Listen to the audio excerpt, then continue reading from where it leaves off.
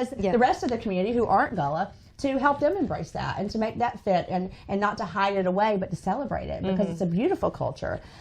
So many of the things that they brought, the symbols and things on the textiles and the baskets and jewelry and I mean so many things that are just beautiful, and we're helping to preserve that at the Art Center. So every year we hire Gullah elders to go into the schools to teach Sweetgrass basket weaving, to expose the kids to that, because the thing is, we're running out of people who want to do it. The kids are on video games. The kids are on Snapchat. The kids don't want to sit around and spend 3 weeks making a basket. It takes a long time to make a Sweetgrass basket. It's a very intricate craft. So what we want to do is just expose the kids to it. And the great thing about it is we work closely with Michael Smalls and Dino Badger, who we love, and go into these schools and work with the kids year after year.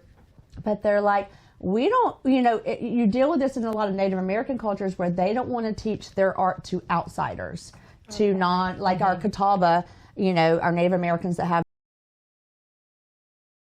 reservations up near Rock Hill. We live right by very particular about sharing what they do with their clay, where they get the clay from, how they make their pots. They don't want to share it with outsiders, and we've had a hard time finding teaching artists to come teach the children about it because they have so many kind of bylaws in their own culture that you don't share that with outsiders. You only pass it to your own and so lots of indigenous cultures kind of feel that way, but Michael and Dino are like, we don't care who. Someone needs the legacy. Someone needs to keep this craft going. And I don't care if they're Gullah or not, you know, which is beautiful about it, so that we don't have that barrier of this has to only be for Gullah people, you know. Right. It's learning about it and learning the craft of it like any other art form, you know. So so we're lucky to have that in storytellers and gospel choirs and all kinds of people. We want to do a show on the Gullah.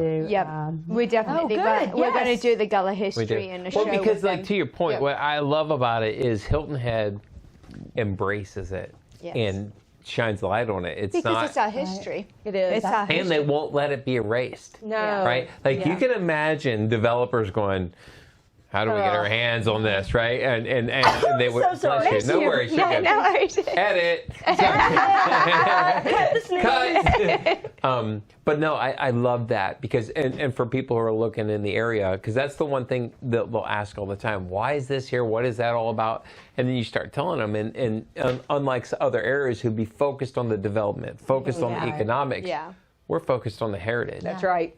And our town has this Office of Cultural Affairs that wasn't always there. Okay. And so that has sort of had made such a big difference on Hilton Head in our community. You know, them, saying we're going to mark this off, we're going to preserve this, we're going to make signage about it. You know, we're going to make sure that this voice is heard and that this legacy is heard and kept and not hidden away, under a development somewhere. Sculpture, bike tours, walking trails. Oh my gosh, the Lantern Parade. Yes. This Office of Cultural Affairs does so much